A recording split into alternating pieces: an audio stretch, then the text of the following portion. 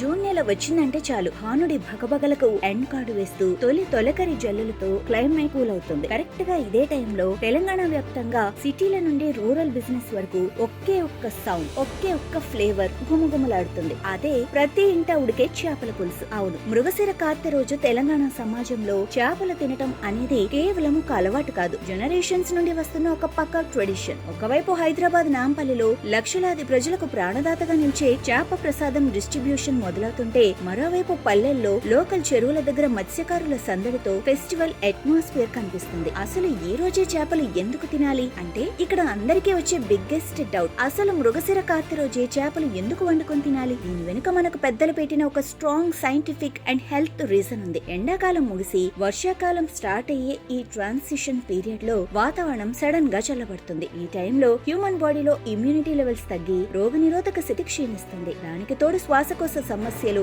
Asthma, జలుబు, దగ్గు లాంటి ఇన్ఫెక్షన్లు అటాక్ చేసే ఛాన్స్ ఉంటుంది. చేపల్లో ఉండే omega 3 fatty acids, high protein మరియు విటమిన్లు బాడీకి ఇన్స్టెంట్ గా హీట్ నుంచి ఇమ్యూనిటీని బూస్ట్ చేస్తాయి. అందుకే వాతావరణ మార్పుల వల్ల వచ్చే హెల్త్ ప్రాబ్లమ్స్ నుండి బాడీని ప్రొటెక్ట్ చేసుకోవడానికే ఈ అద్భుతమైన సాంప్రదాయాన్ని మన లైఫ్ స్టైల్లో భాగం చేశారు. ఈ హెల్త్ బెనిఫిట్స్ వల్లే మృగశిర కార్తె నాడు తెలంగాణ పల్లెల్లో చూస్తే అచ్చమైన జాతర కనిపిస్తుంది. తెల్లవారుజామునే పల్లెల్లోని సొసైటీ చెరువుల దగ్గరకు జనాలు క్యూ కడతారు. మత్స్యకారులు వలలు వేసి అప్పటికప్పుడు పట్టిన తాజా కొరమీనులు, రోహు, బొచ్చ చేపలు కొనటానికి విపరీతమైన కాంపిటీషన్ నడుస్తుంది. ముక్కలేనిదే ముద్ద దిగదు అన్నట్లుగా రిచ్, పూర్ అనే తేడా లేకుండా ప్రతి ఒక్కరూ ఈ రోజున చేపల పులుసు టేస్ట్ చేయాల్సిందే. దాదాపు 80% పైగా తెలంగాణ ప్రజలు ఈ ఆచారాన్ని పాటిస్తూ చెరువుల్నే నమ్ముకున్న లోకల్ మత్స్యకారుల జీవనోపాధికి గట్టి సపోర్ట్ గా నిలుస్తున్నారు. పల్లెల్లోనే కాదు, జూన్ 8 మృగశిర కార్తె వేళ హైదరాబాద్ సిటీలోని లోకల్ ఫిష్ మార్కెట్లు జనాలతో కిక్కిరిసిపోతాయి. ముఖ్యంగా రామ్ నగర్, బేగం బజార్ లాంటి ప్రసిద్ధ హోల్సేల్ మార్కెట్లలో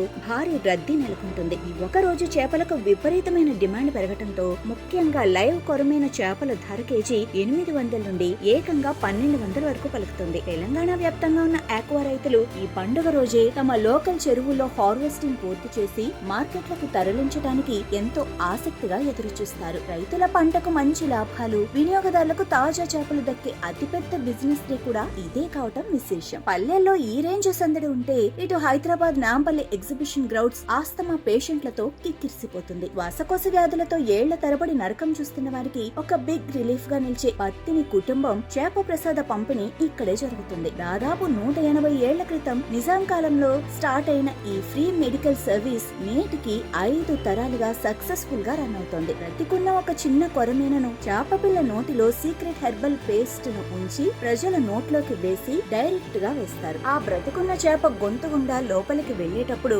రెస్పిరేటర్ ట్రాక్ లోని కఫాన్ని క్లియర్ చేస్తుందని భక్తుల స్ట్రాంగ్ నమ్మకం. కంప్లీట్ క్యూర్ కోసం వరుసగా 3 ఇయర్స్ ఈ ప్రసాదం తీసుకోవాలి. అలాగే దీని తర్వాత 45 డేస్ పాటు పాటించాల్సిన కఠినమైన డైట్ రూల్స్ చార్ట్ ని కూడా బత్తిని ఫ్యామిలీ ఇక్కడ ప్రొవైడ్ చేస్తుంది. జూన్ 8న జరిగే ఈ భారీ ఈవెంట్ కోసం తెలంగాణ గవర్నమెంట్ అఫీషియల్ గా భారీ అరేంజ్మెంట్స్ చేస్తోంది. ఇన్ఛార్జి మంత్రి పొన్నం ప్రభాకర్, మత్స్యశాఖ మంత్రి వాకిటి శ్రీహరి నిరంతరం రివ్యూ మీటింగ్స్ జరుపుతూ పక్కడ్బందీ ఏర్పాట్లు చేస్తున్నారు.